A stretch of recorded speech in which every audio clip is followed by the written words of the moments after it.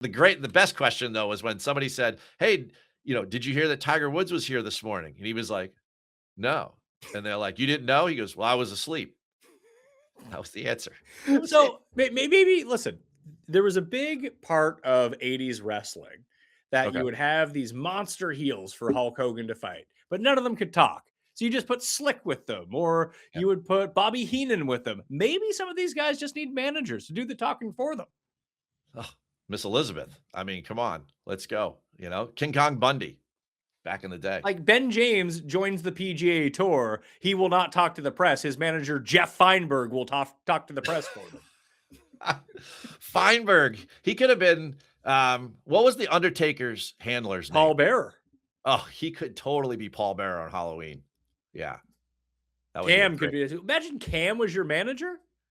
Oh, the prime minister, Yeah. and then you're like you're like the wrecker from Toronto or something, whatever your wrestling name is. Oh Yeah, my god. so like AJ Ewart and Shooter Sean Yellamaraja are out there. They're not saying much to the media or being gregarious. Yep. Cam, he's like a part of Cam's team. Cam does all the talking for them. These guys become stars. At Mayo Experience.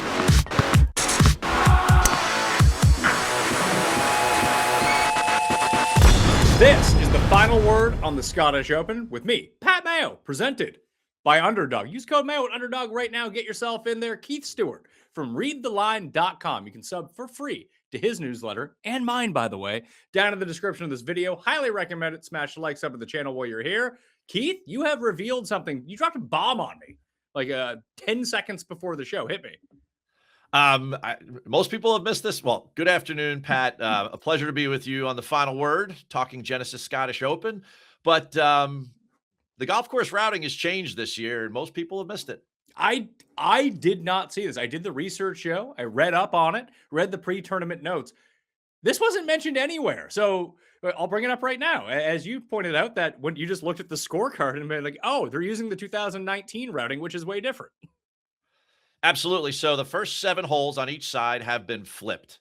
And then from there, the 8th hole will be the 8th, 9th, the 9th, and 17 and 18 will remain the same. But what's going to happen then by flipping those first 7 holes is that drivable par 4 5th hole is now going to be the 14th. And then that short little par 3, they're going to build a stadium around, which is right next to the clubhouse there. That's going to become, like 145-yard stadium effect 15th hole. You go to the brutal 7th, which will now be the 16th, and then you close with 17 and 18 as we're used to.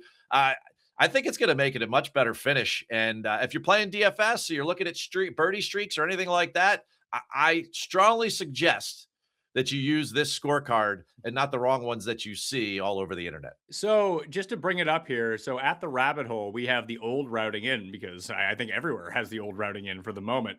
The one issue I would take with, like, if you're playing Showdown and looking for those extra streaks along the way, let's bring it up right there. There we are.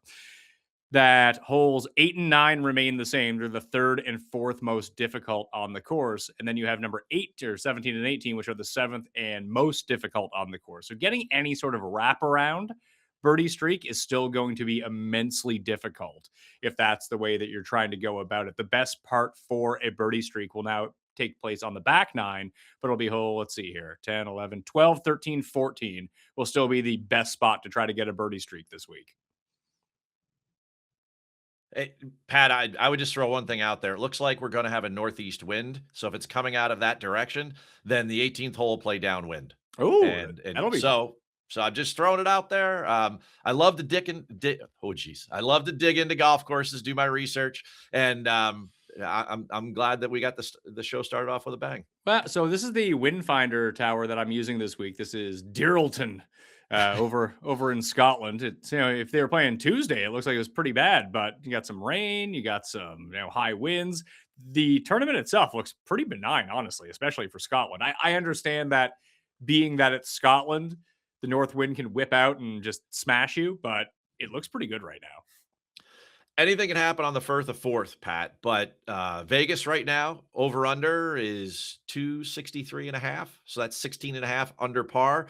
If it remains benign, then certainly I would smash the under. The guys will score here. I don't know if it'll go full, like burned Wiesberger, 22 under, but I think that they can get to 17 under with this field that they have. 7 live guys, 65 more from the DP World Tour, 84 from the PGA Tour.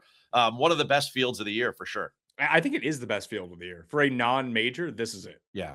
Um, I can't disagree. I mean, with 156 players and a 65, top 65 in ties cut, and the guys I just listed, I think it's gonna be a super fun weekend to watch. I'm excited for some of these live guys to play and some of the higher end DP World Tour players because we've seen these guys, not so much the live guys, because obviously this is the first time this is happening. However, the live or the DP World Tour guys, a few of them get into the mix in this tournament every year, which is always exciting because they're used to these, not necessarily like conditions as in the wind, but like the turf itself, playing links golf. They just have more experience doing that versus a lot of the point, click, aim type American type players who are just used to parkland golf. Well, Pat, there's a really important kind of PSA that we need to throw out here, and something that I say every year when it comes to this tournament is that because this field is almost split in half, and Americans have such a domestic bias. I mean, we think we're good at soccer, we're not, but a different subject for a different day. Here's the thing, like, over the years that since this has been a co-sanctioned event, like 38 to 40% of the field that makes the cut are DP World Tour players. And if you're playing DFS and you're looking to get 6 to 6 across or just, placement bets, props, head to heads, it is really important for us to discuss a bunch of these like elite DP World Tour players, the guys that are playing well right now, because they're going to fill almost half of the cut.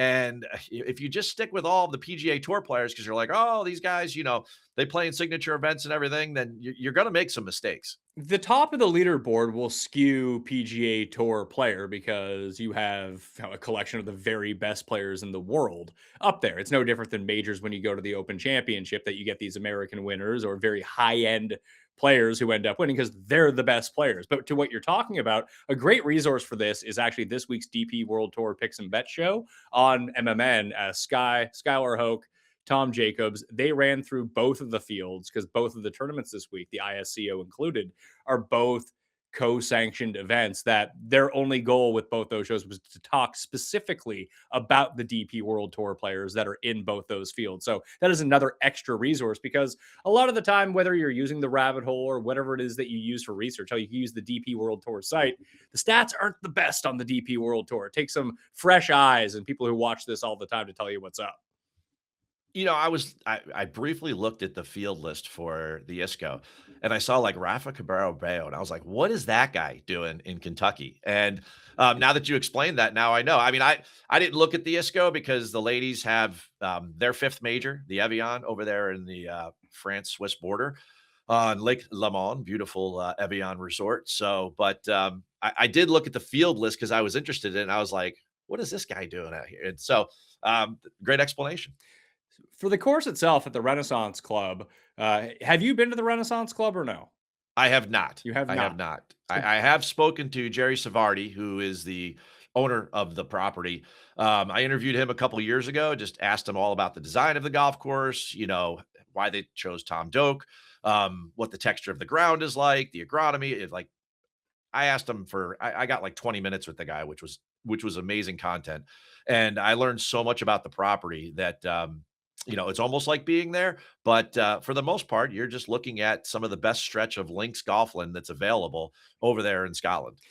But it doesn't really play. Okay, so we can call it links golf, but it doesn't really feel like links golf in your traditional sense. Like when you think Open Championships, it doesn't play that way. It plays a lot weirdly, more like I know that St. Andrews is a links course, but with today's distance, you can just kind of bomb and gouge your way around St. Andrews, as we've seen, and you can kind of do that here too. All right, quick question. Why do you think links courses are called links golf courses? Well, it's part of the agronomy, right? Like the sand underneath and and just growing the type of fescue and type of whatever it is. But it's an actual like technical term of what it is. When we think links golf, it's not the agronomy we're thinking of, in my mind at least. I think a lot of people are like me. Yeah, most people think of the golf courses almost looks like links on a chain, and that's why they call it links golf. It has nothing to do with that. You're spot on. It has to do with the agronomy. There is the beach, over there in Scotland, and then there is the agricultural land. And in between the two, there is this dead land that you can't grow anything on, but nobody's laying out and getting a tan on. And that land, that agronomy links the beach to the agricultural land. And that is the land that they chose to use because they couldn't grow on it in order to make golf courses. And that's why so many of them are coastal. That's why it sits just like this. And, their next door neighbor is Muirfield. And then you have North Berwick just a little bit to their east. I mean, that's why Royal Troon was right there on that links land. So when you think of links golf, you certainly where we're about to go in Royal Birkdale in a week. That is links land. You can see it. There's the beach, then there's the golf course, and then all of a sudden, you come into where the agriculture and the community is, and where everybody lives. To my point, I think when people think of links golf, they think more of the traditional style that we see at Open Championships that weirdly link a lot of these courses, be it Muirfield, be it Royal Birkdale, Royal Liverpool, that have a certain style of play that isn't necessarily what we're going to see this week in particular. Do you think that's mainly biased because of the driver here? And I know you mentioned St. Andrews and, the bias of the driver there and how much of an edge it is. But I mean, the land itself and the design of the golf course is somewhat similar to what we're going to see at Birkdale. Sort of, but it feels like there's more. There are undulation here. It feels like there's more undulation at a lot of these courses. There seem to be, and these are thin fairways. There's just not a lot of penalty for missing the fairways here, which is, I think, the distinct difference between this place and a lot of the other places that we'll see in like an open rota. There's no doubt about that. I mean, if you go down to something like St. George's, it's going to be much flatter like this. Or if you go next door to Muirfield, it's much flatter. But if you think of Portrush, you think of Birkdale, you think of that like those dunes, and where Spieth was in 2017 on the side of that dune in the famous like half an hour 13th hole in the final round. Like there definitely is a far greater penalty for missing the fairway unless maybe you're at St. Andrews. And that's the biggest differentiator this week, which Tom Doak design here, Tom Doak design in Houston. That guys that play well in Houston, the strategy in Houston, it's not necessarily the end all be all this week because the field is so much stronger that different types of games can, like a Brian Harmon could win here this week, where he's probably not going to have that much of a chance to compete in Houston, but he would compete in Houston. It's just your bomber type, high ball speed type players tend to excel in Houston. And that would be the lane that I am picking this week for my bets, for my DFS lineups, especially with the lack of weather that we're seeing. And if you go back a couple years through the co-sanctioned leaderboards, it's probably what, 2/3 bombers to the 1/3 Fleetwoods and Tom Kims. So, I mean, I think that's definitely the direction we should be going. Maybe if you have 5 or 6 guys on your betting card for outrights, that maybe one and a half of them you want to lead towards accuracy, that's great. But I would certainly go the Hogard route. It's funny because I don't even see it as accuracy. I see it as elite long iron play and the ability to manage these greens better than everyone else. Like Tom Kim is a weird example because he's a pretty accurate driver, sometimes not. The irons have been heating up, but Tom Kim at his peak, a guy who played well at this course, who's played well at Open Championships, he putts really well on fescue grass. It's slow. He's terrible on fast greens, good on slow greens. Well, he was terrible last week with the putter. Oh, There's no doubt about that. Golly, was he bad. But he putts good here for some reason, and he putts good in the Open Championship. So when he gets in, and it certainly should be a Tom Kim type of week. Well, I just think that there's a certain, I used him as an example, but I do think that there's a certain skill level to playing on this type of surface, which you don't see a lot of, and greens of this size. And even like when I went and looked at around the green numbers, that around the green here, it can get you for sure, but it's not that tricky because you can play so many different types of shots at this course. Well, okay, so here's an important distinction. Many times people are going on the rabbit hole, or they're going on just maybe PGAtour.com, and they look at strokes gained around the green, and they look at scrambling, and then maybe they check both boxes. Maybe they check one versus the other, right? And it's important to understand the difference between the two. Strokes gained around the green is how much better than you are at other people of hitting the first shot from off the green, no matter what the lie may be. It could be short grass, closely mown areas, could be bunkers, whatever it is. It does not include the putting half of it, and scrambling does. So when you're looking at a golf course like this, where you want people to be able to score, You want them to be able to save pars on those 5 par 3s. Then, certainly scrambling has a little bit more of an impact towards the final score than just somebody's ability to be able to chip. And to take a look at it here, we have this in the rabbit hole right now. You can see very slow greens, 10 on the stimp. BetSportsGolf.com, code Mayo to get yourself in, get yourself a discount for this week and all weeks, seen with a lot of money being put up for prizes, whether it be daily fantasy, betting, whatever, at next week's Open Championship. But you can just see where the distinction comes in. Like scrambling from the short grass, pretty easy. From the sand, very difficult. Scrambling from the rough, easy. Strokes gained around the green, easy. And this is just kind of your point where it starts to eat you up. Putting, very difficult.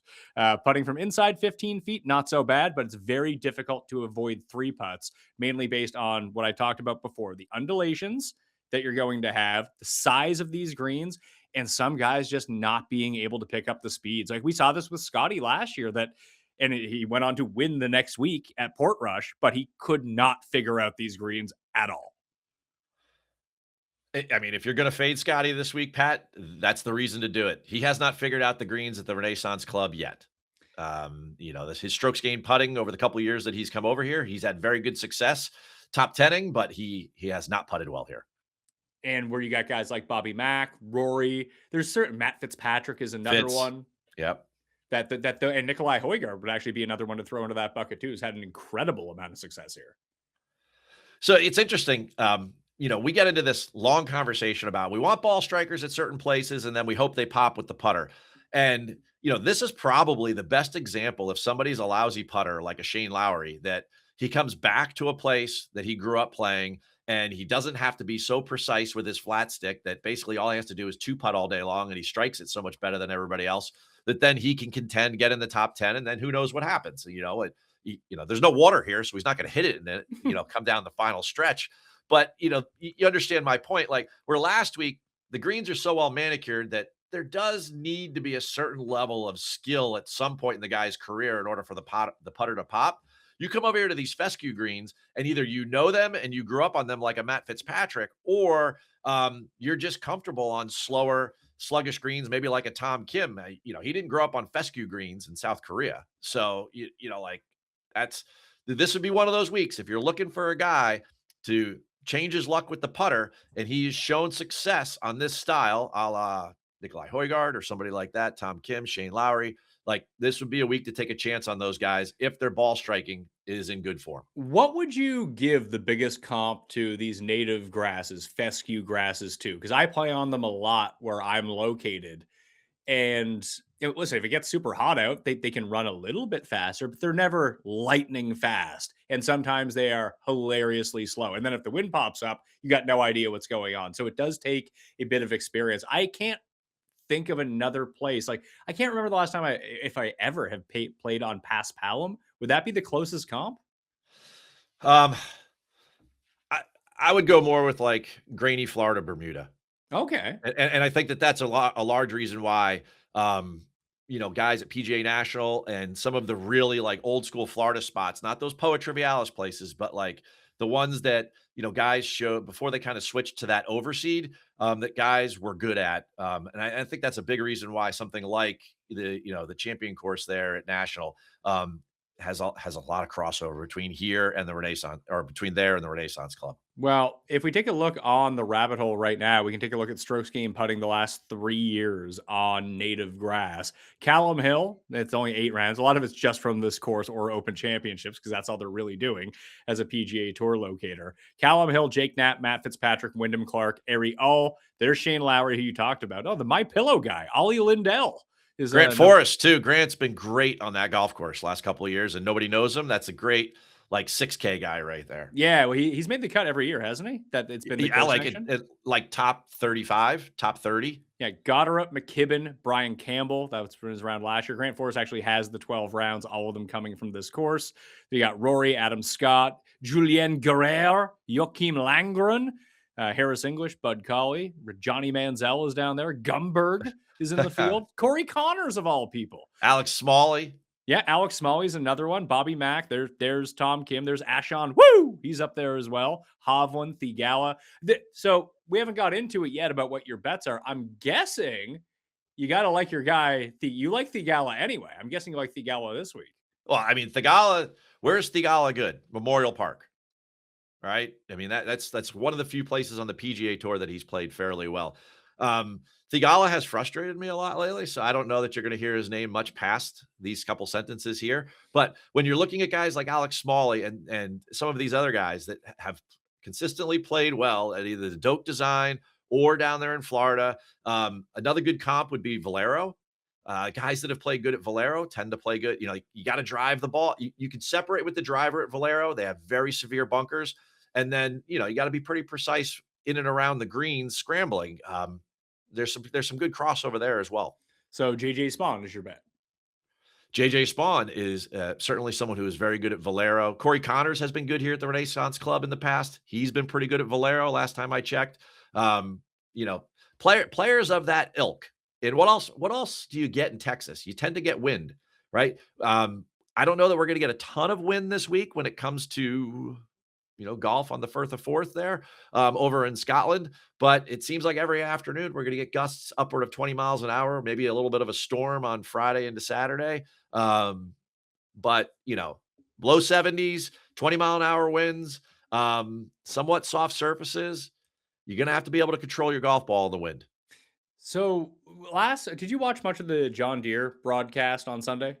Yes. It felt like they put their B team out there because none of the big names were doing much of the commentary. I thought it was really good. Oh, well, I love Nobilo, right? I think Nobilo is really, really good.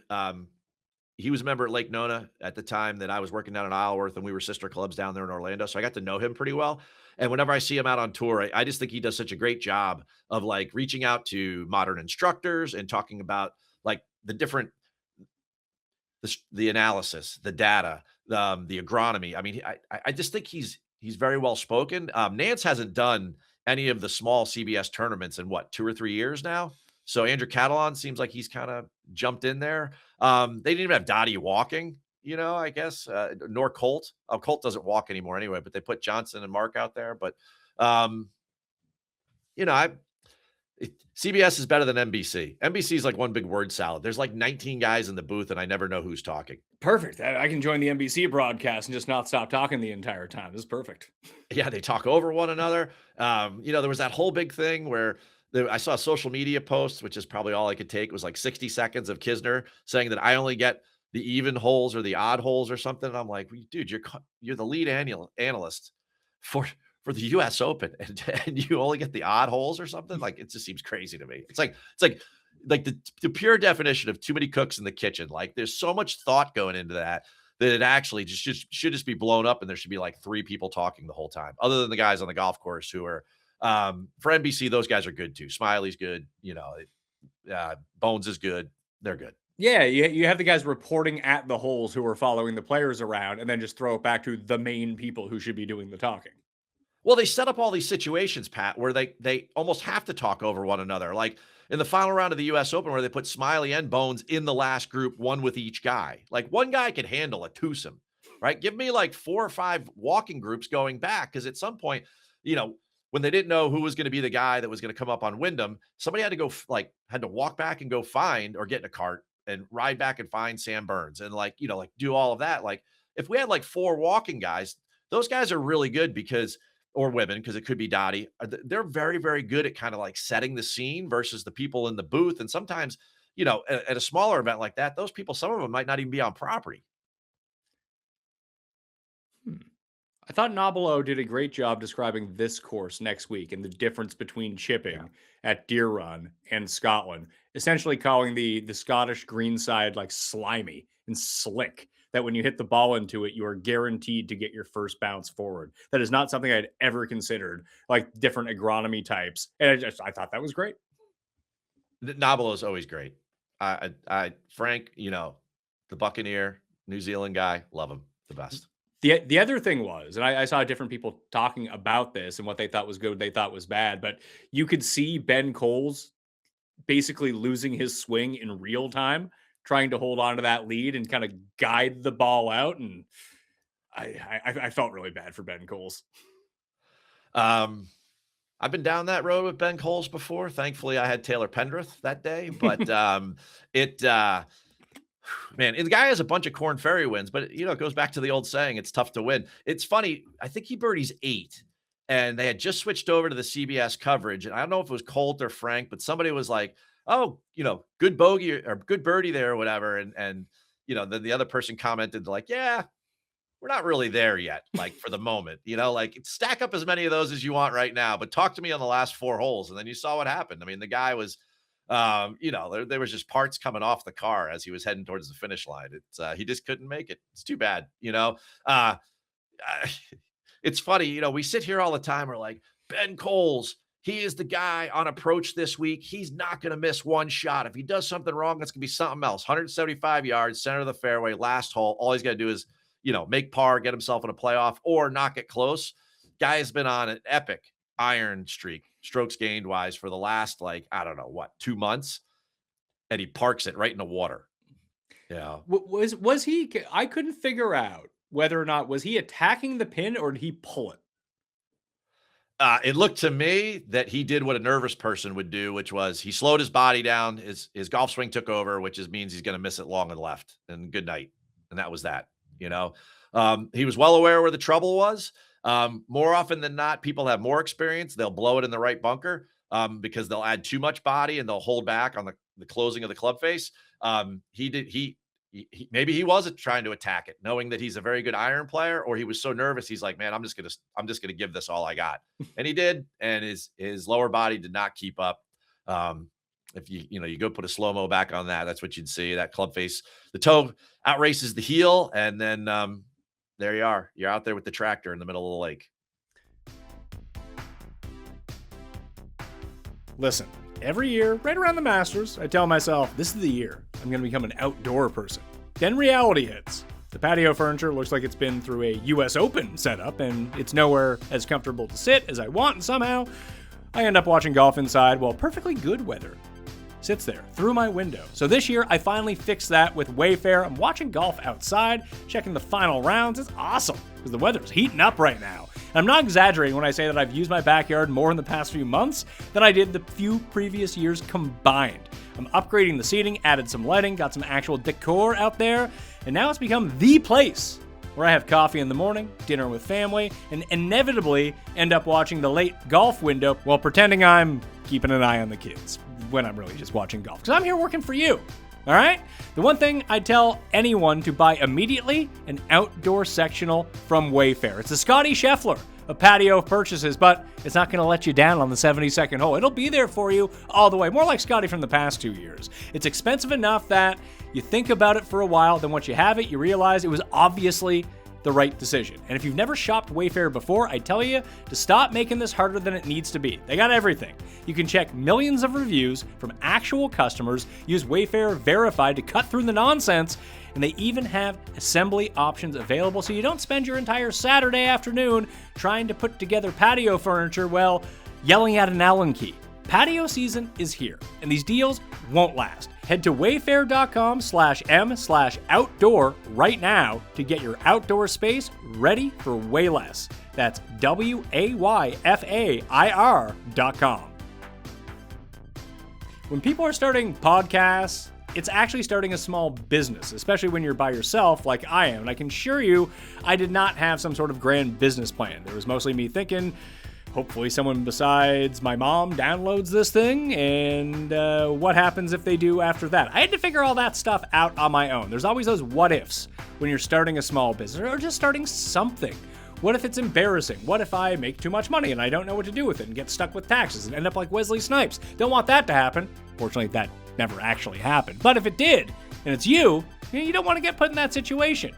Turning out, starting the small business and starting something was one of the best decisions I ever made. But I also know that if something like Shopify had existed the way it does now when I was getting started, it would have been a lot easier to get the ball rolling. Shopify powers millions of businesses around the world, from massive brands to people just getting started. They've got tools to help you build your online store. AI features. Oh yeah, AI features. Get them in there. Everyone wants them. Shopify's got them. They can help you create product descriptions and marketing materials and everything you need from payments to analytics all in one place. Plus, that Shop Pay checkout is legendary, folks. Legendary. for converting customers and reducing abandoned carts. And if you're sitting there wondering, what if I get stuck? Shopify's award-winning 24/7 support got you back. It's time to turn those what ifs into with Shopify today. Sign up for your $1 per month trial at shopify.com/PatMayo. Go to shopify.com/PatMayo. That is shopify.com/PatMayo. Bets for the Scottish Open. I got a bunch of them in, and I still have one that I can fire at the top of the board. And the more that I've talked about it through the week, I'm kind of considering Wyndham Clark. I mean, how do you not? If you model for driver scrambling, in this golf course, he's going to come out as your number one guy. If you go back, I don't know, 36 rounds. Well, the hardest part with him, right? Like when you take a look back at, he's had a lot of success here anyway, moderate success, no high end success, but a lot of that had to do with him being held back by his iron play, which is not something that's quite the issue right now. It certainly isn't. And if you want to talk about comps, I mean, you'd have to throw Shinnecock in there. I mean, you could basically drive it anywhere. There's no fairway funnels with which to hit through, like there was at, say, the John Deere, which totally suits Wyndham. He's obviously very comfortable in his golf game right now. He's gaining over like 3 strokes per round. I mean, the guy's on an epic heater. The last 2 months, is there a better golfer? And he's coming to a place that he's been comfortable before. And when he does have somewhat struggles with the putter, the greens were pretty slow at Shinnecock. They're going to be slow this week. It kind of suits him.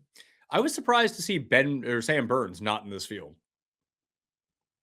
Yeah, Russell Henley doesn't do it either. There's a couple guys that just skip this and go straight to the Open. Which they shouldn't do, because each of the past 5 winners have played in this event. And each of the past 4 winners have come T12 or better in this event. I agree with you. The guys that want to win next week should be here. And if for no other reason, just getting used to the green speeds under 72 holes of stroke play competition. I'm guessing that's probably what it is, rather than maybe it's turf interaction. Because I always find whenever I go to pure link style courses that it takes me a few holes to figure out how to hit my wedges again, because it's not the same. It's real picky off this stuff rather than like getting into the turf. Oh yeah. When you're getting fit for wedges, they're like, are you shallow or are you steep? So are you a digger or are you a picker? And everybody needs to be a picker over there up in Scotland where these guys are right now. That soil is very, very, again, the links agronomy that we're talking about, unless there's been a monsoon, it's going to be firm. And that's part of the reason why Nabilo was talking about when the ball bounces, it just always seems to kick like it has topspin over there at Wimbledon, like the ball just shoots because it's almost always firm. Whereas we tend to overwater over here in TPC America. And, so you get all those approaches that are very soft, which also makes it harder for the guys on the tour, because if they bounce it in front, the ball stays short and it doesn't bounce up on the green. You hit the green and then it bounces towards the back of the green. That's one way for them to create a defense. Over there, everything is just firm and fast. I mean, the only place you're going to find an irrigation tower is in the middle of the par 5 fescue on the 16th, so that Robert McIntyre can get a free drop. I mean, that's the only place I could think of that you'd find an irrigation tower over there. I believe it was the 18th hole, wasn't it? No, it was the 16th where he was on the par 5 with Ludwig. Oh, that's right. And then he blew it way right, which would have been, a big hook for him as a lefty.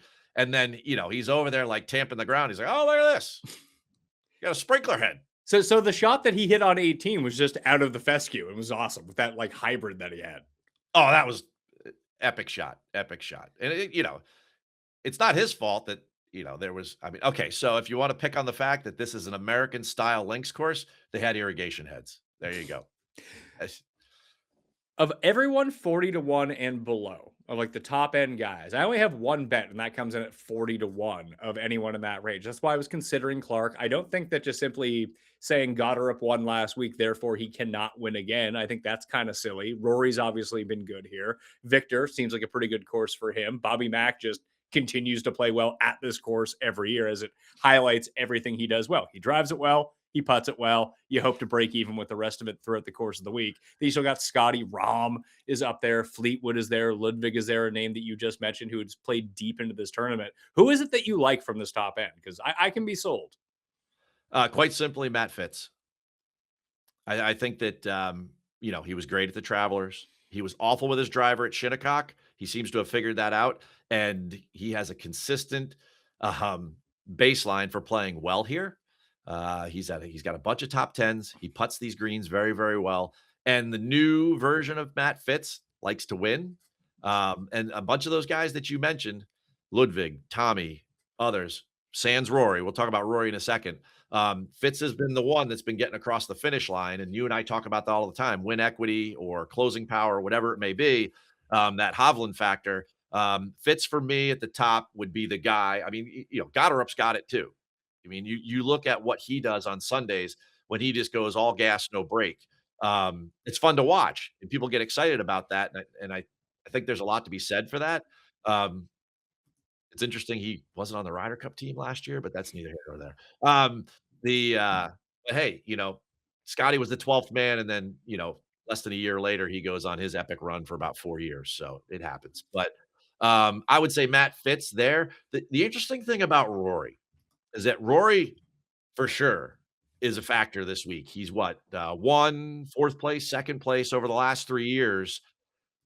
But this new version of Rory that's completely focused on not playing unless it's a major championship and, like, totally targeting legacy and majors, his preview tournaments for major championships in 2026 have been more like he's preparing for next week than he is preparing to win that particular week. Now, granted, it was a month ahead of time, but he wasn't great at the Players. Maybe it was the back. Maybe he knew he was gonna take a month off before Augusta, but then, the Truist, basically his home course there in Charlotte, North Carolina, he was what, T19 there before the PGA, and that, he came in what we thought was good form after winning the Masters, and, so I that's the one thing with Rory that gives me pause. It's a little thing with Scotty with the putter. I think he could figure that out very easily. With Rory, I honestly think if he's in contention on Sunday with, with 9 holes to go, then yes, Rory has a very good chance to win, very high win equity there. But if he's just kinda, like, meandering through the week, then, I think he's just looking ahead to Birkdale and another major title on his belt. Well, he's been looking ahead to Birkdale for a while now. I think he's been over there for 3 weeks. Would that be an advantage for him, as we talked about, getting acclimatized to the weather, the turf, the time zones, everything like that? Will that be an advantage that he has over a lot of the higher end PGA guys in this field? I I would say so. Again, he's been 1st, 4th, and 2nd in the last 3 years here. He knows the golf course. He plays it well. Rory is kind of like an American links style player, right? He bombs it, hits it really high, good short game, knows how to score. And that's what you need to do in order to get yourself around at this place. You need to bomb it. You need to be able to scramble, and you need to be able to kind of like prolifically score. Well, Fitz and Wyndham Clark. I think I'm going to make that my decision that I have for the final betting card, which will come out on Wednesday in the free Mayo Media newsletter. You can sub to that down in the description right now. Get it sent directly to you. But here's the betting card, Keith.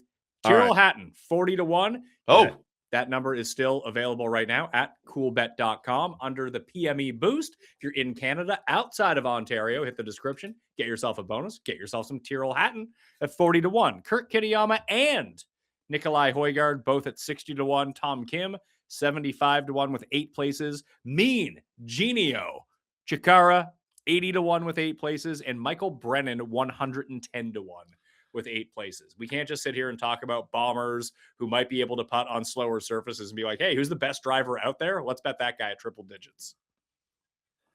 I mean, and you love yourself some Michael Brennan. You could talk yourself into Michael Brennan, winning at YLA. I mean, I expected Michael Brennan coming off.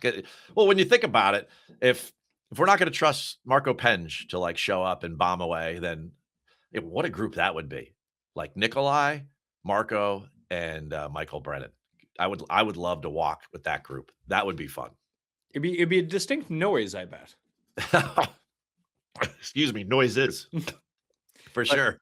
Yeah, it was you caught me there. I mean, like, I would just think of you made me think of, like, what it's like to hear those guys hit a goal like Nikolai or Brett. I mean, when Brendan hits a golf ball, it sounds heavy. It's like Roger Clemens hitting the glove, back in the day, like, pitching, like, something like that. Like, it's that heavy, thick, like, sound of, like, a sledgehammer hitting a golf ball, and, it's super impressive because he doesn't look like he's swinging out of his shoes like some of those guys do that hit it hard.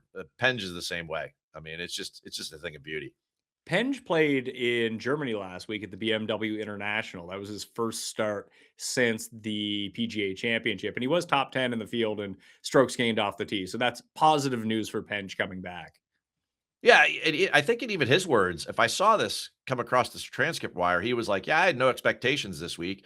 I gained on it." He didn't say that, but he gained on approach. He obviously hit the driver very well. The guy gains with the driver in every event that he plays. He could have been a little bit sharper around the green. So I think he might be one of those like traps this week that like all of a sudden now he does have expectations and he hasn't played in a while because he hasn't played since what's Aronimink before that. Yeah. So he might be one of those trap players. But I got a question for you. Okay. You game? Yeah, let's play. Nikolai or Lowry? Nikolai. Interesting. All right. And Because why? I've already Out of bet. curiosity. Yeah, well, Can't cash out now. no, I know. All right. Well, fair enough. But okay, so take me back in time. Walk me back in time there, Mr. Mayo, right? Before you were about to make that bet, why Nikolai versus some of the guys in that range? Nikolai, because I'm really putting so much emphasis on driving and guys Sure. that have played very good in either Scotland, England over the years. And Nikolai fits both those bills. We've obviously seen what he's done this year in Houston and was able to go bombs away at a dope course and stay competitive until Woodland ran away with it. And I try to think about the other places where he's actually putted well in his career. And it's essentially just in Great Britain all the time. We see a lot of these Danes play really well on the British Isles. So here we are. He's had great success at this tournament throughout the course of the year. I thought that the number was pretty good. The guy that I'm missing from this area is the guy that I bet every week. And that's Alex Fitzpatrick, who That was I'm throwing him back this week, just for this week. Didn't have room for him, but now he's probably going to win. Well, when you're talking about the driver, that was the next guy I was going to bring up. That was kind of like those three are around the same range. Lowry, I think, being the highest one down here in the States. I think he was like 68 and Alex is like 60. And then Nikolai is what, like 50 or just below 50. So right around that range down here. So, yeah, those three guys are kind of like, teetering there, but it seems like Fitz and Nikolai they're more likely to win this week. Yeah, well, that's why I ended up going with Kitayama in that range. That when he competes, he tends to either come inside the top three or completely tank. He's come second at this course to Xander in the past. That was in more difficult conditions, but most of his wins have come at coastal courses where wind can pick up, and his just driver iron combo right now is awesome. Yeah, the one thing that's unique about Kitayama is that both times he's won on the PGA Tour, he did it at very, very difficult driving golf courses, which this is not. And I wonder if he can separate enough versus like, winning at 3M, where if you hit it offline, you make double bogey because you're hitting in one of the 1,000 lakes. But Kitayama, I mean, epic ball striking, pretty much almost, it seems like all the time. And he's having a very underrated year for a guy that you don't think of. Like, people would say, hey, who's having a better year, Kitayama or Minwoo? It's like, well, Minwoo for sure. It's not even close. Kitayama's having a way better year. Kitayama or Siwoo, neither's one. This week? Or just in general? Just in general. Oh, Siwoo's having the better year. Siwoo's having like a top 5 year on tour. He is, yeah. But neither one of them has won, and they're both striking the golf ball beautifully. Siwoo's Really, played really in nice. 3 final groups this year, which is pretty impressive. It almost seems like if you played in 3 of them, you should be able to win. Well, a lot of his win, I guess the original one was at the Wyndham, but his win at the Players, he was able to stave off everything and win by 3 there. But a lot of, I recall a lot of his wins, he just got hot on a Sunday, almost like what Goddard just did. That sometimes Siwoo needs to go nuclear Siwoo mode. That if there's no pressure on him to hold a lead, he can actually go out and win a tournament. Yeah, what did he shoot in the final round of the Amex when he won it a couple years I ago? believe it was 63 because Cantlay was 61 that day. And he played, Yeah. but I believe he played in that. He was either in the final group or second to final group. He was just a little bit back because it was Finau, Siwoo, and someone in that final group. And he was behind both those guys and just obliterated them. Yeah. That's like epic Siwoo when he just, why we always bet him because like what Goddard's turning into is it Goddard's within 5 shots of the lead on a Sunday morning. It's like, I might as well throw some shekels on him, no matter what the odds are. I It's crazy. can't remember. How did it play out at Sony? Where was he on the leaderboard going into the final day? Oh, that's a good question. Sony was super windy. So it's interesting that Chris keeps winning on these like different sort of tests, but I don't remember to answer your question. I don't remember off the top of my head where he was sitting. He didn't have the lead though, right? He was not the whole leader at Wiley. I don't remember. It's a long time. January is a long time ago, Keith. Yeah, first event of the year, But right? the reason why you see it sometimes, there was a shot at the John Deere that you're like, oh, that makes a ton of sense. Because at Sony, he kept hitting that weird stinger driver shot that he has, Yep. which you just don't see anyone else on tour try to break out. But he did one this week. I think it wasn't on, no, 14 was it 13 or 14, the drivable par 4 last week? 14. Maybe it was on 13 or 15 because Nabilo was actually talking about this. Like, what does he do here? Does he like if you're going to play a cut, there's danger left if you go around the trees, and it's hard to take it over. They're like, I don't know what he's going to do, and he just played it between the trees underneath. Like, guys just don't have those shots as crisp as he does every single time. I mean, guys don't have that level of confidence. Certainly not on a Sunday, and certainly not when they're in the heat. The guy just like he takes another shirt button down, right? The chains come out, and it's like, boys, he just goes full soprano. I love it. It's just great. So betting wise, Fitz, Clark, other Fitz I'd throw on there. The only one that stands out to me that's way behind, I've talked about it on every show. I should probably just bet him at this point. Patrick Reed's odds seem really, really long, considering he was like half these odds at a major 2 weeks ago. Yeah. Part of that the brokers might be looking at course fit as far as, I mean, don't get me wrong. He's got 2 DP World Tour wins this year. If Patrick Reed is on, he could certainly score with these guys and he could put himself in contention. But overall, I'd be more apt to go after the skill set that you're touting there. I'd like to see a little bit longer player. Somebody that's got just a little bit more speed so their ball's not, wavering out there in the wind. Not for you. It's okay. Patrick Reed is good on very difficult greens and green complexes. These aren't the most difficult in the world. I think some of his superpower gets mitigated. So outside of Matt Fitz, where else are you looking? Clark, Nikolai. Your interest peaked at Hatton when I mentioned his name to begin with. Yeah, I have a decision to make somewhere in the middle. I do like Alex. I do like Terrell.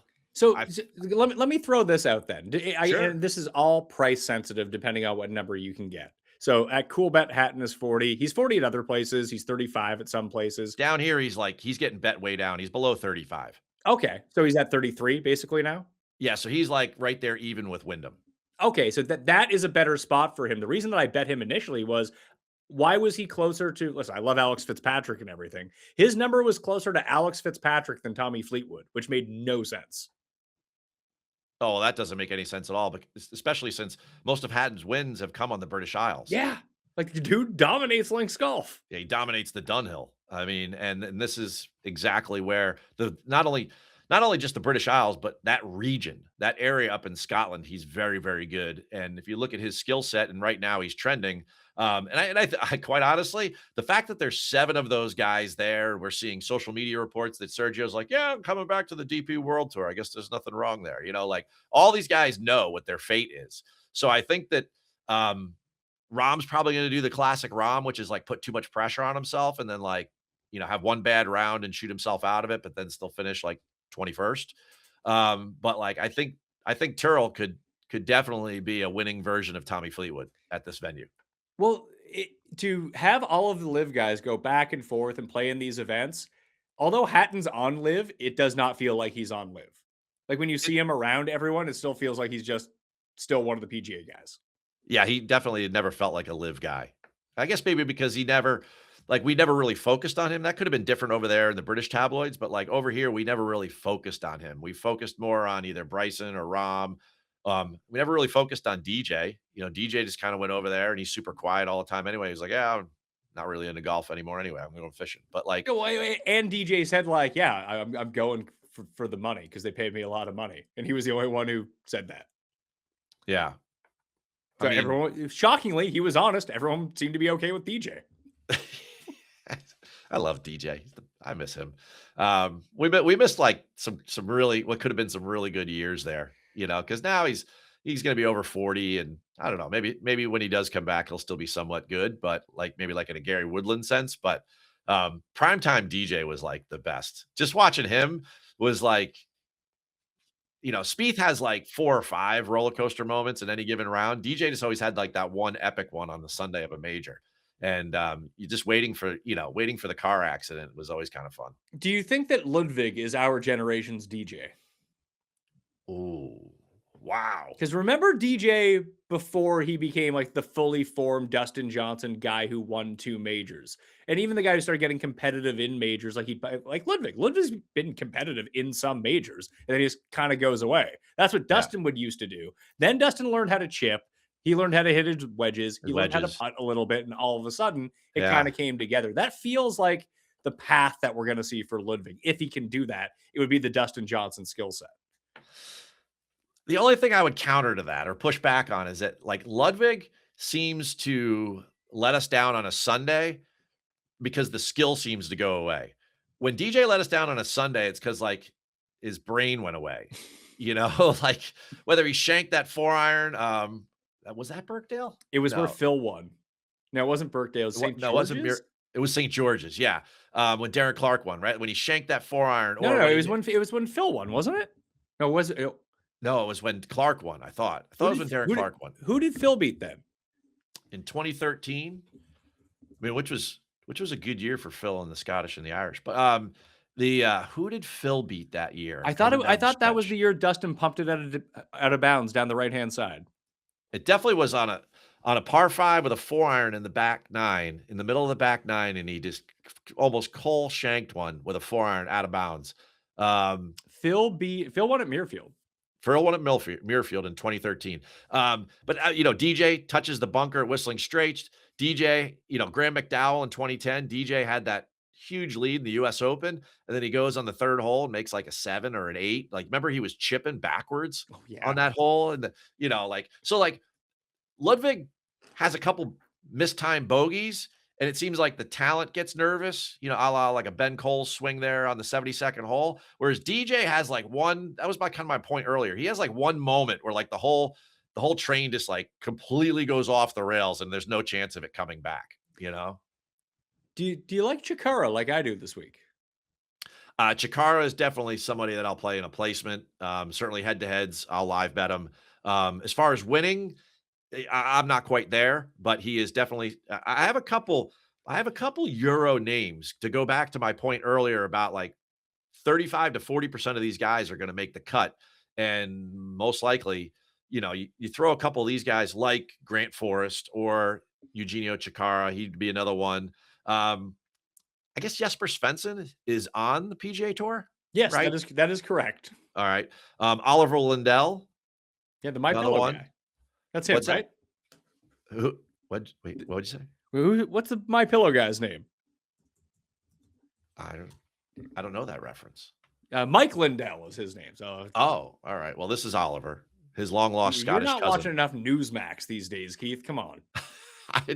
I'm probably not. You know, I'm somewhere caught in between the Dutton Ranch and the agency. That's where my brain goes. Nacho Elvira, to throw one more out there, and then you know you love saying the names, so I'll give you Burned. Bernd Wiesberger. There you go. Yeah, that would be 6 or 7 names that I would be all over on the Euro side of guys that have been playing well, also play well in Scotland, have played well at the Renaissance Club. I that's kind of like where my digging has led me. I will. I won a lot of money on Straka over Wiesberger at the PGA Championship as low Austrian. I wonder if we can run that back the other way this time. Oh.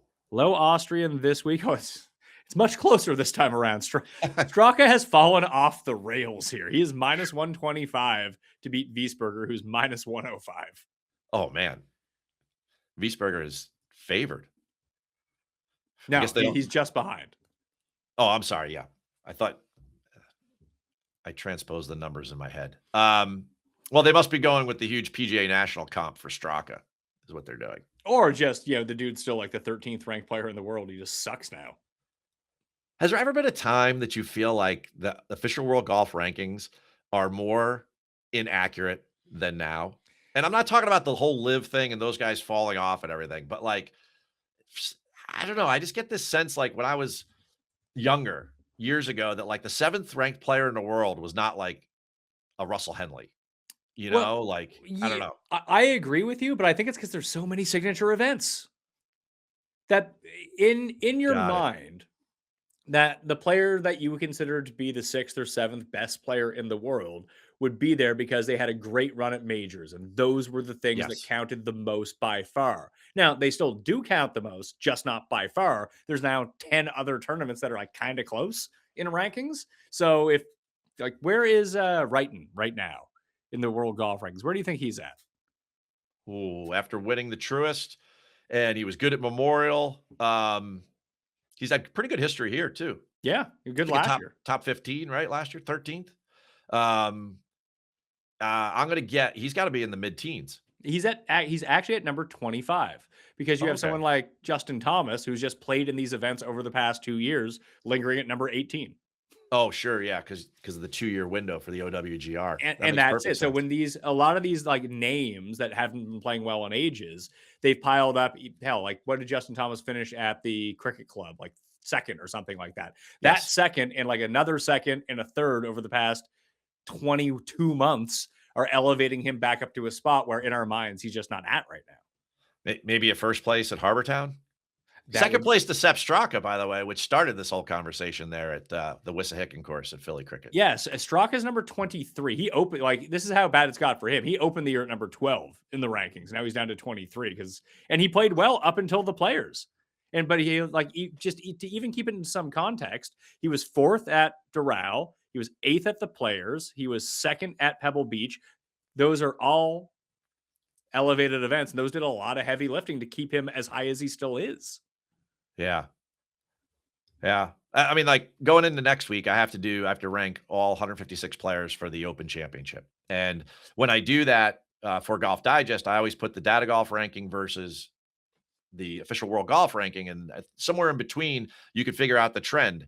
So you know that the official world golf ranking tends to lag and be inflated. And then you know that the data golf one seems to reward more of performance. So like somewhere in Sure, between those. But they also stats enhance guys. True. Like, they probably have Russell Henley as the number 6 point. No one thinks that Russell Henley is a top 10 player in the world. He's a very good player. Not I'm just a top saying 10 player. Between those two numbers, you can kind of sense the trend that the guy is on going into that major championship. And that's part of the reason why I do it that way. If you're looking at both sides of it, then I think you're getting closer to some relative ranking for that player. I don't think either one's right, but I think that the cycle should be shorter for the official world golf ranking. And I mean, well, okay. So no one's going to change the official world golf ranking because it's just right, Pat. And then what happens when there's a championship series and these guys are all getting, way more points than the guys in the Challenger series? The whole top 50 in the world rankings will just be guys that are in the Challenger series. Yes, but at least there's a cut that you're not guaranteed to get points. I don't mind that as much. That's true. So if you play poorly, you just get no points. Silver linings. Great. I still think you're going to have a bunch of guys that go on heaters for like, half a season, like Sepp Straka did for a year or so, playing in 2 Ryder Cups, doing all of that. Then all of a sudden he's going to be up there near the top rankings in the world. And you're going to kind of look at that and go, really? But who knows? ISCO bets. I got 4 of them for you. Hit me. Glover and Ben James, both 55 to 1. David Skins, no shirts, 75 to 1. Okay. And my guy, the guy you texted me about this weekend, Pontus Nyholm, 80-1, 5 places. What do you call him? The German dentist? He's What the is he? Swedish dentist. The Swedish dentist. Yeah. Um, And his name is always in all caps, regardless of what you look at. I don't know why, but it is. Pontus Novocaine Nyholm. I love it. Yeah. Oh man. No Max Homa? No, I'm Not running back Ben Coles? No? I wanted to bet Bez and Coles, and they're like 20. I'm not betting Ben Coles at 25-1. I'm not betting Bez at 20-1. I like those two guys the best, but let's be real here. Why isn't Blades Brown playing again? Because he needs a stronger field to top 10 in. Again, another good performance from him. Hey, by the way, he beat out our friend Jackson Koiven.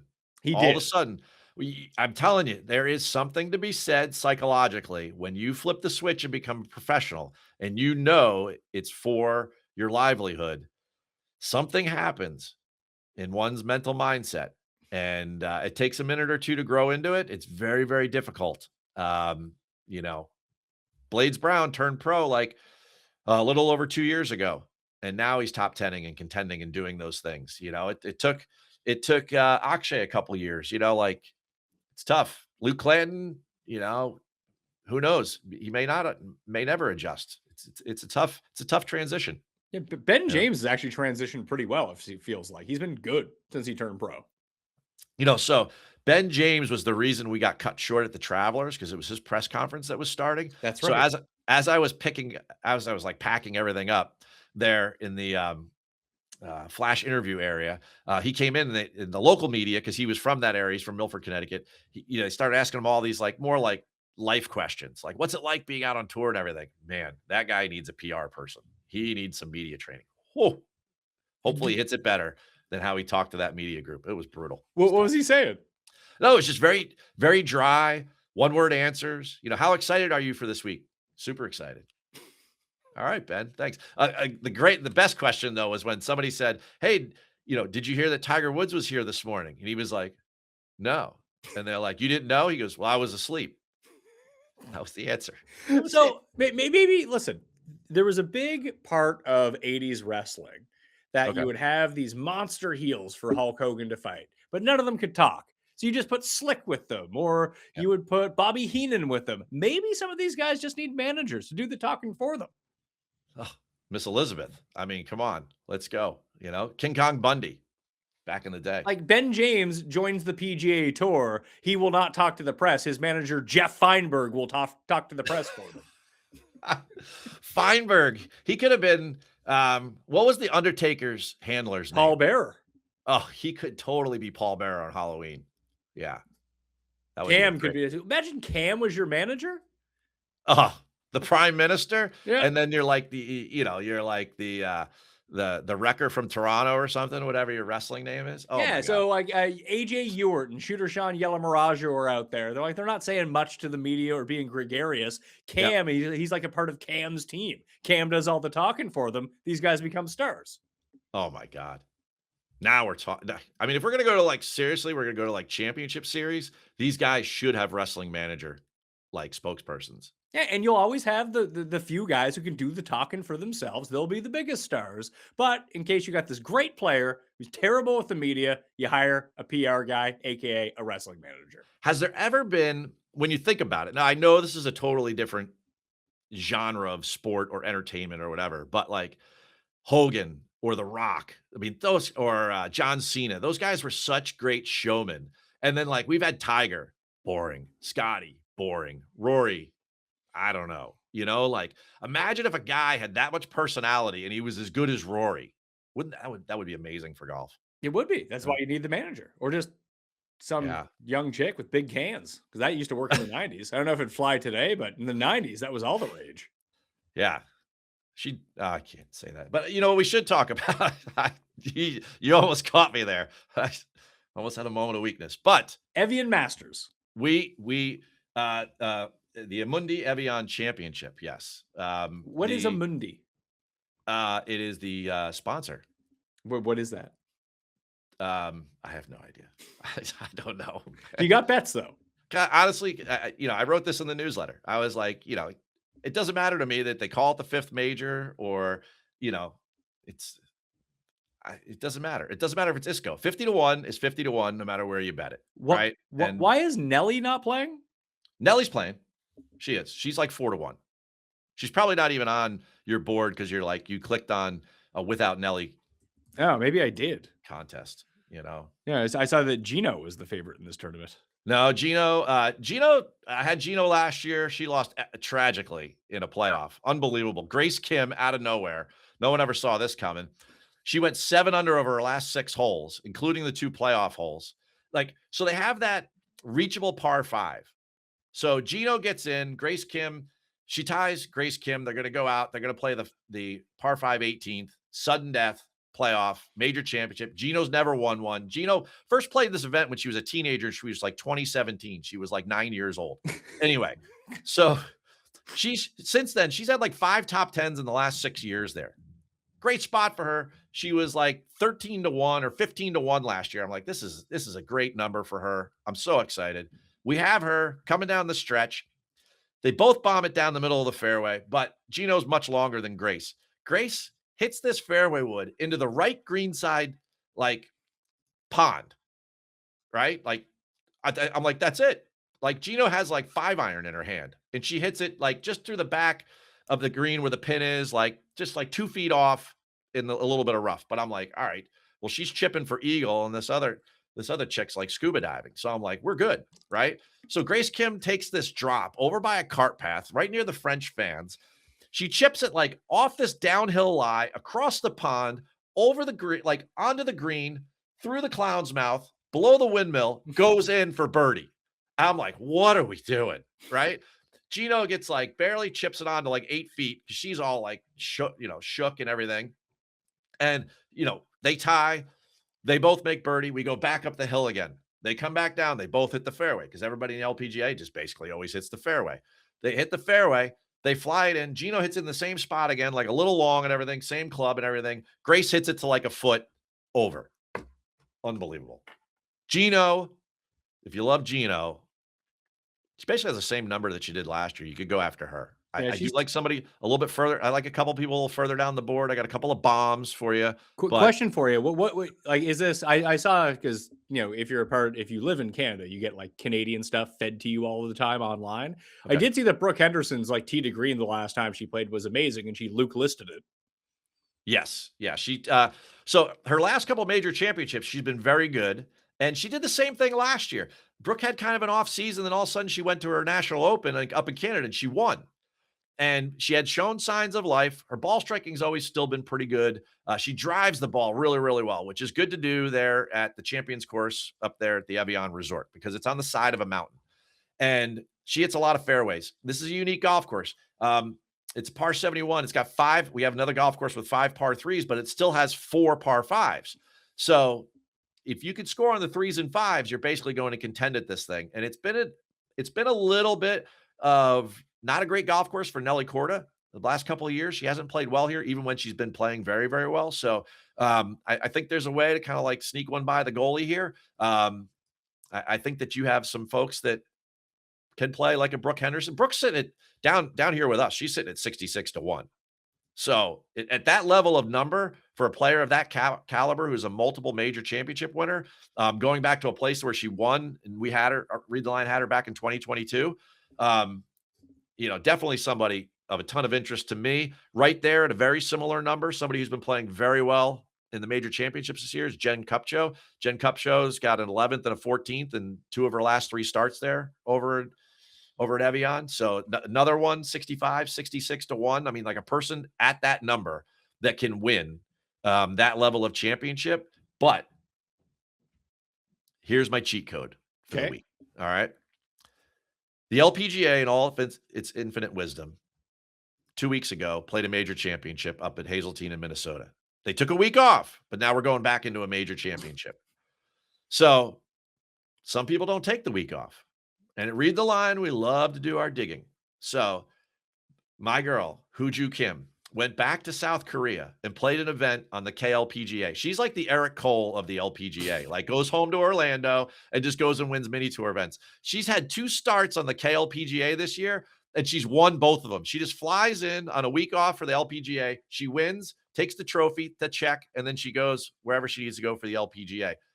Huju's had a couple wins already this year, good wins. She just won last week on the KLPGA. Now she's jet setting over to Evian, probably flying commercial. Doesn't matter to her. Doesn't matter, right? She's sitting there in the mid-20s, Pat.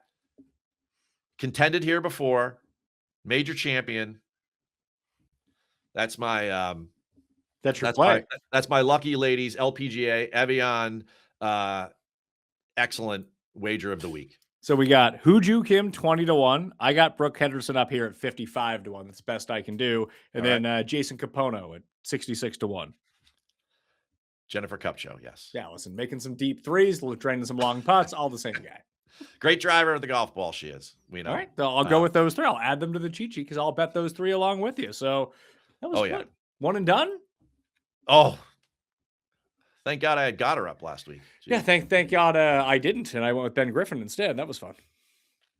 I'd already taken Ben Griffin at the Memorial, and he did the same thing he did to you. Well, he missed the cut at Memorial, which is even worse for me, but yeah. Let's see. I've fallen out of the money in the big one and done a spot out of the money now. So I think you go full blown Hatton here. Hatton, Clark. I think you got to use Hatton here. Hatton or Clark would be. I think I might go Clark. It'd be one of those two for sure. I think it depends actually where you're at, depending on what you want to do between the two of them, because maybe people have used Clark, so there's that part of it as well that people have not used Hatton. However, to take a look at do they get money for this, right? Like the live guys, like they'll earn money. We don't have to worry about that. Because I hadn't thought about. They're not amateurs. Right, yes, So they're members of the DP World Tour. So that would be like saying that. Does Eugenio Chikara make money doing this? Okay, yes. so they will get in. I would guess that Clark ends up becoming the better pick here because everyone, if you're behind, because everyone in front of you is going to use Hatton. I would think a majority of people are going to use them because they've probably used almost everybody else at the top of that board. Even Rahm. Like they've used Rahm already. Probably. Definitely used Rahm. They probably would have used Rahm at the Masters. If not, then they would have used them maybe in game theory for the PGA, something like that. Which would have been a good use of. Would have been excellent use there at the PGA. I can't complain at the PGA. But the point being is that of the guys at the top, who's going to be left around? Some people still have Ludwig.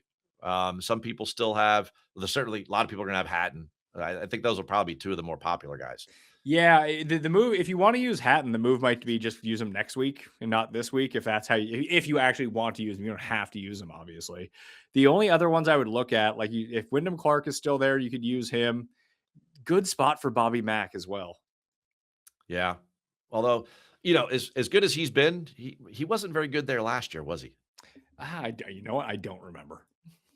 Yeah, I'd have to look it up. I just remember it was him coming back as I sometimes give the hometown or home country guys a little bit of grace the year after that they've won a national open. Like I don't think that Nick Taylor played all that well when he came back to the Canadian Open. There's a lot of press you have to do afterward, like that week being the defending champ. Yeah, he was T65 and he lost 5 strokes off the tee, so he didn't find enough irrigation heads that week. Which is weird because he's usually even this year with his down play, he's usually quite good off the tee. He is. Let's see. Last year, he had an abysmal second round off the tee. Yeah, just horrible off the tee last year. But to take a look at his game, it actually is trending up somewhere. Like 2 of the past 3 weeks now, Canada and the Travelers just averaging over 3 strokes gained on approach was bad at the U.S. Open on that front. But the putter's heating up, the chip-in's heating up, and he has lost strokes off the tee once all year. Happened to be in his last start at the Travelers. However, I don't think that the similarities between River Highlands off the tee and Renaissance Club off the tee are all that similar. No, I mean, the Travelers, it could have been like a bad 3-iron that he was hitting. But I mean, this place is what? I'm sure you looked it up. BetSperts, what's it? 72, 74% driver heavy? It's 72%. It's just above PGA Tour average. Okay. And we saw that last week too. And it came into play. I really noticed it because I had done it in the research show. Like guys are hitting driver at Deer Run way more than they used to. And you saw it all weekend. Like there were holes where guys were clubbing down, but guys were going bombs away. Well, again, when all of a sudden a guy starts doing that more often and he starts winning, then those other guys figure out, like, I can't play scared. Like it's amazing if one of these events, we all got to get there together, and then we can just walk around and you can just watch people, or you sit on a par 3 or you sit on a par 5 tee box and you just watch the repetitive nature of how these guys, they all copy one another. And then there's always one or two outliers, and then maybe they play good, maybe they don't. But like the way that Chris Gotterup was attacking that golf course on Sunday was different than how the average PGA Tour player was going to play that place.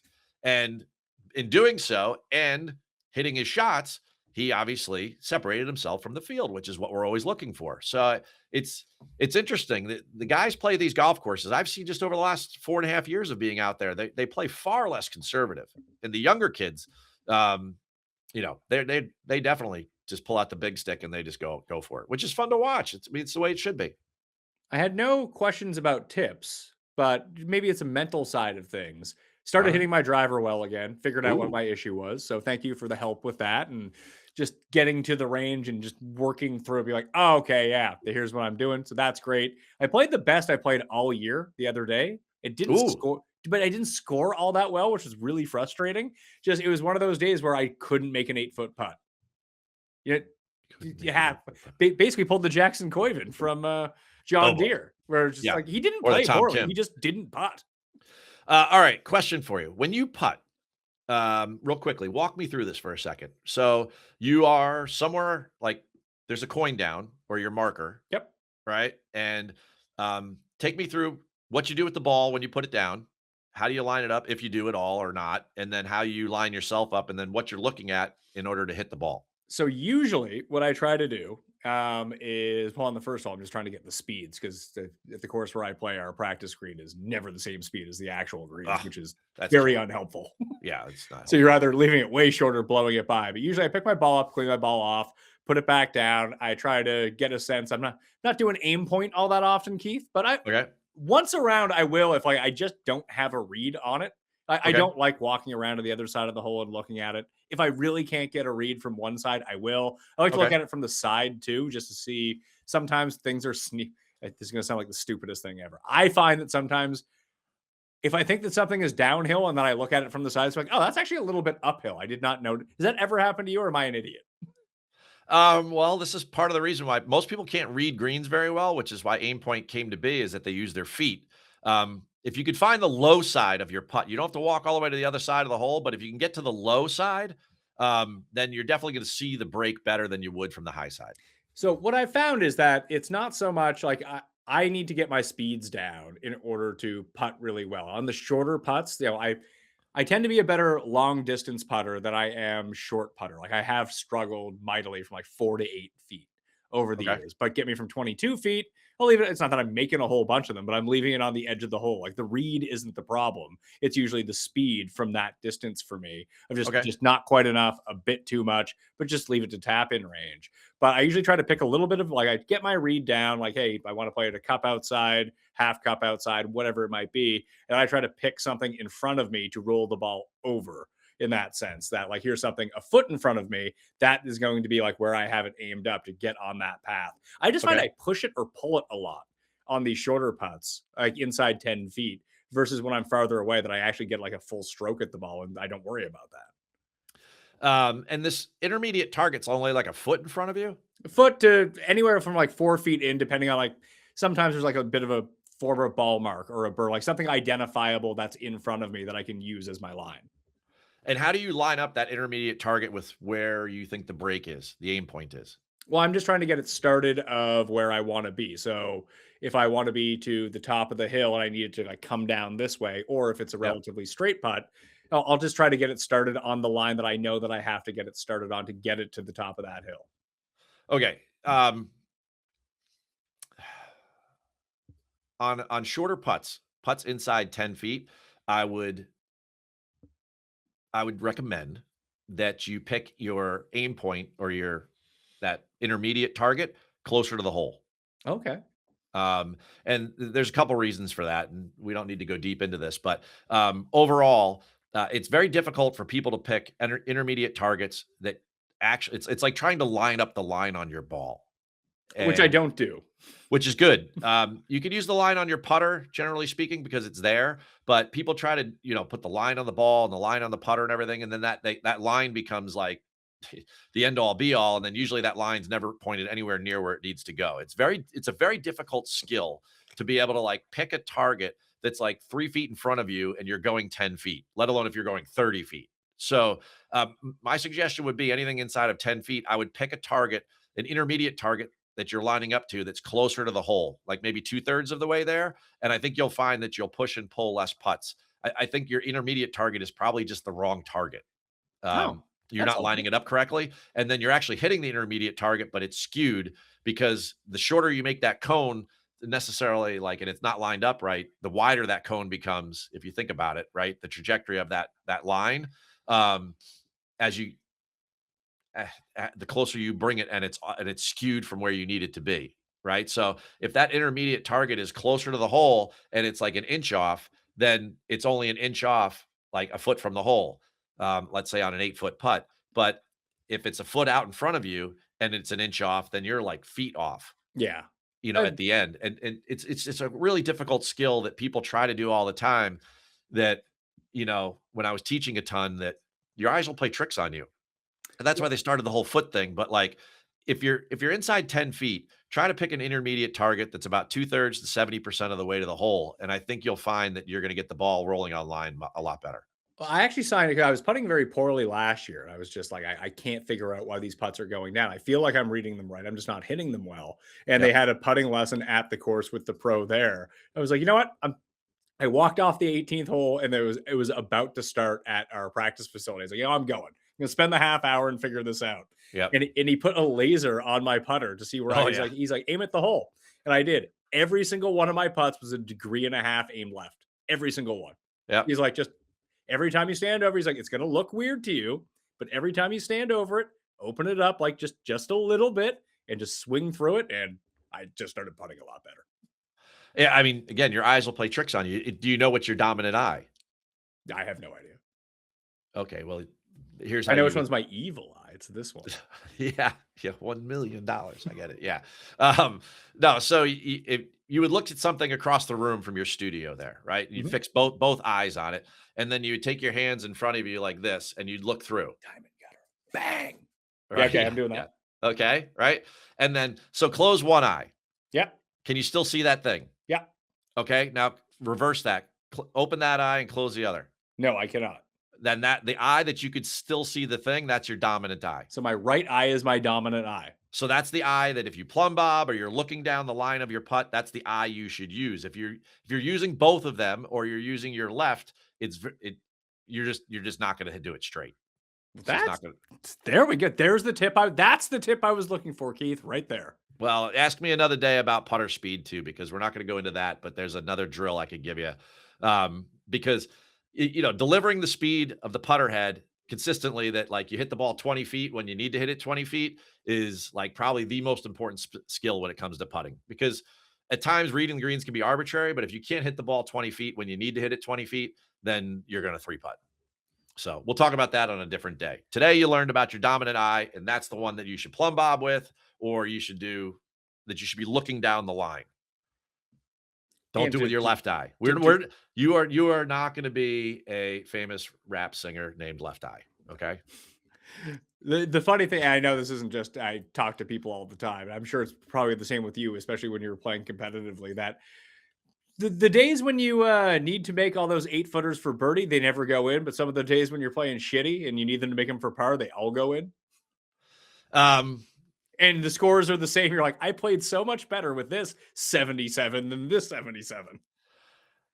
The beauty of the game is that what we don't realize is that we're striking the ball well, which is why we have birdie chances. So the putter left us. It's just really tough to do everything good at once, And on the days you do, enjoy them. Stay at the 19th hole a little longer. Soak it in.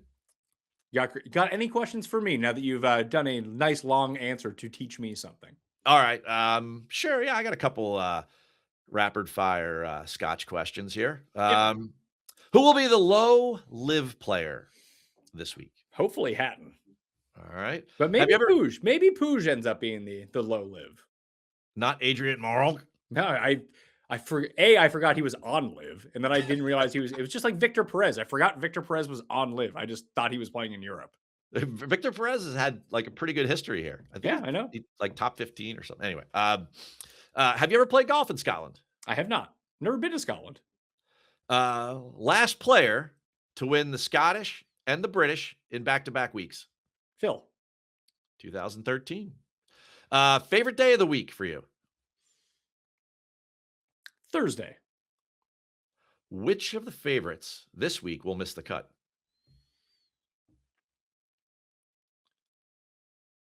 Fleetwood. Oh, he's missed a couple cuts this year for sure. If time travel were real, where and when would you go in the past? Oh. Probably Italy, which is not a place I want to go to in today's day and age, but go during the Renaissance. All right. Help Michelangelo paint the Sistine Chapel or something. And listen, and tie it in with the Renaissance Club, and we're good to go. Ah, nice work. Describe Scottish links golf in one word. Low. What size bed do you sleep in? California King. Who wins Who wins the Genesis Scottish Open this week? Pat Mayo. Tyrrell Hatton. Pat, take us away. Readtheline.com. You can get Keith Stewart over there right now. They also have a YouTube channel. But the big thing is you want to subscribe to that newsletter that is free in the description right now. Mine is also free. Mayo Media Substack. All the final plays, the write-ups will be available along with the weather report, DFS ownership, and any final bets and any final news that you need for the Scottish Open. That will be released on Wednesday afternoon. Football on Thursday. We got a bonus show for the audio feed on Friday, and then it's Open Championship week. So Keith will be back. Jeff will be back. Cust will be in studio. Big Millionaire Maker Breakdown. The research show is going to be there. Cut Sweat Live. Do not miss a thing on Mayo Media Network. All right? I'm Pat Mayo. Thanks for watching. I'll see you next time. Mayo Experience! Experience!